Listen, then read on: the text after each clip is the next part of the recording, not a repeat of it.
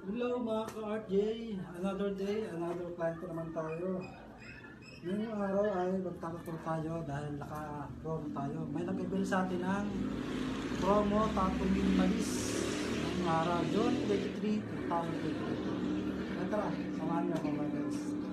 At ito nga, ang sabi sa akin ni madam, tinatanong niyo kung magkano daw yun.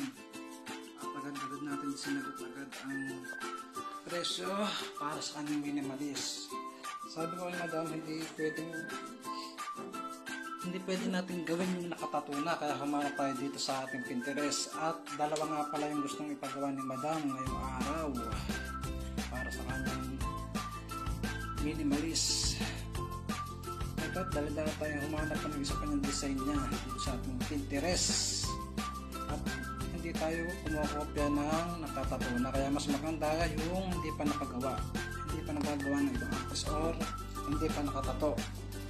At hindi rin tayo tanggapin ng ating printer. At dahil tayo nagsimula at nag-chat na sa atin si madam na papunta na daw siya. At ito nga, nagdala tayo mag-set up para sa ating schedule ngayong araw. At ito na nga, ayan, pakita muna natin ang ating setup. Ayan mga ka-RJ, at na-print na nga tayo para mamaya ay ikakapit na lang natin mga ka-RJ. Ayan guys,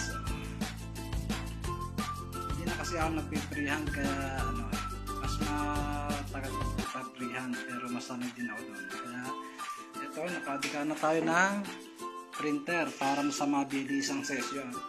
At ito na nga, dumating na si madam at ginawa agad natin ang kanyang project sa kanyang balat na gusto niya ipatato ngayong araw. Dalawang minimalist nga pala yun, mother and son, tsaka yung may cross na daw na rose.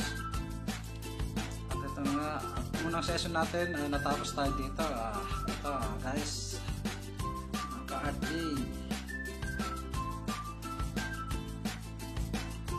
ayun na nga, pinakita na nga, putang ina, ang lupet. Ayun. At ito nga, padalong minimalist niya, dito naman lagi sa may malapit sa niya, sa baba ng braso niya. Ewan, anong tawag dyan. At ito na nga, mabili session lang po yan mga ka-RJ.